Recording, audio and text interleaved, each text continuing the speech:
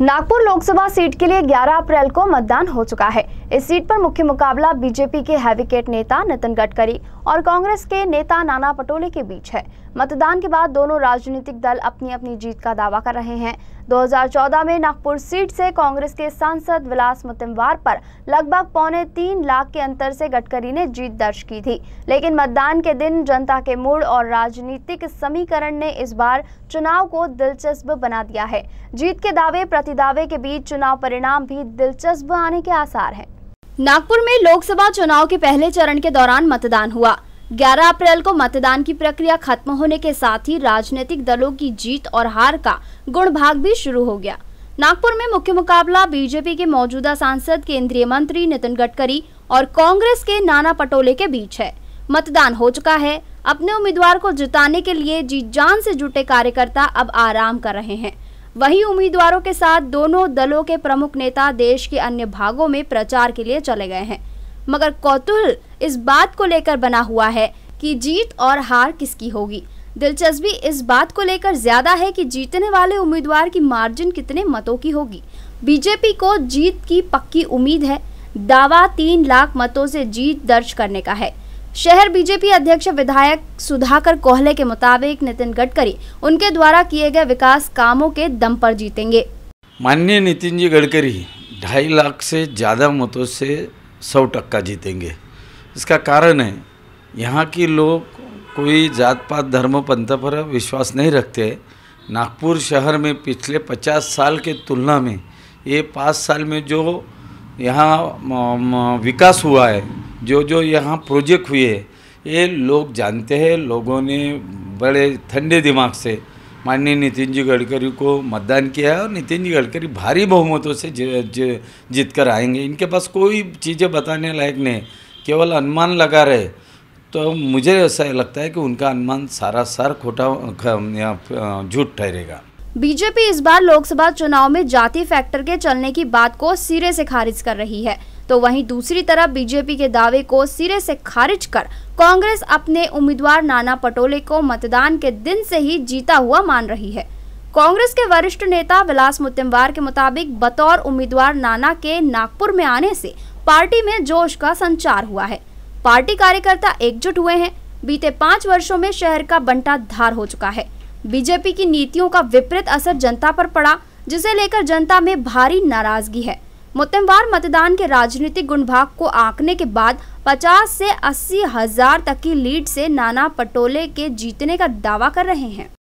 चुनाव की उम्मीदवारी हमारे उम्मीदवार की जाहिर हुई, तब से लेकर तो चुनाव तक मैंने लोगों में जिस प्रकार का एक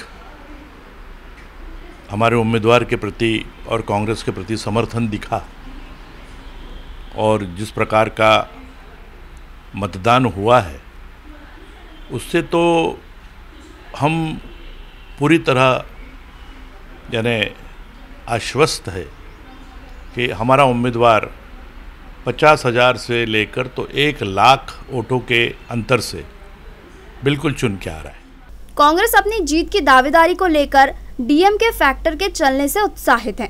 पार्टी को लगता है कि जीत हार में प्रमुख भूमिका निभाने वाले दलित मुस्लिम कुणबी मतदाताओं ने इस बार कांग्रेस के प्रत्याशी का साथ दिया है। सीट में पुराने राजनीतिक इतिहास का हवाला देते हुए जाति के आधार पर मतदान को बीजेपी खारिज कर रही है। जीत के दावे प्रतिदावे के बीच जानकर भी नहीं मानते कि नागपुर में जाति का फैक्टर बहुत ज्यादा असर करेगा, लेकिन ये जरूर मानते हैं कि आपसी बाहरी की राजनीतिक बहसों के बीच नाना की उम्मीदवारी ने चुनाव को दिलचस्प जरूर बना दिया है, जिसकी वजह से परिणाम रोचक हो सकता है। लोगों के दिल की बात पता करना ऐसे पोजीशन में कठिन रहता है, और दावे प्रतिदावे का अगर बात की जाए तो हर कोई अपने निकष के हिसाब से उसका विश्लेषण करते हैं। उसमें एक कास्ट का भी बहुत भारी पैमाने में चल रहा है। मुझे नहीं लगता कोई भी चुनाव कास्ट बेसिस पे होता होगा। अगर ऐसा होता होगा तो पिछले चुनाव के अगर अपन ने नतीजे देखे तो उसमें कास्ट फैक्टर चला, ऐसा लगता नहीं। तो इस बार भी मुझे नहीं लगता कास्ट फैक्टर के बेसिस पे किसी ने वोटिंग किया हो। पढ़ी लिखी जनता सब जानती है और उनके दिल में विकास का मुद्दा बहुत बड़े पैमाने पे घर कर चुका था। और अगर ऐसा इस बेसिस पे अगर चुनाव हुआ होगा तो उसके रिजल्ट भी उसी हिसाब से आ सकते हैं। दावे प्रतिदावों के बीच चुनाव का परिणाम क्या निकलेगा, ये 23 मई को होने वाली मतगणना के दिन ही तय होगा। लेकिन नागपुर में आने वाले परिणाम को लेकर आम जनता में कितनी दिलचस्पी है, इसका अंदाजा इसी बात से लगाया जा सकता है। चौक चौराहों के साथ सोशल मीडिया के विभिन्न प्लेटफॉर्म पर चुनाव की चर्चा हो रही है। व्हाट्सएप और फेसबुक के माध्यम से कई तरह के विश्लेषण सामने आ रहे हैं। ये विश्लेषण किसके हैं और कौन कर रहा है, इसकी जानकारी भले न हो, लेकिन लोग इन्हीं के माध्यम से अपने अपने तरीके से मंथन में लगे हुए हैं।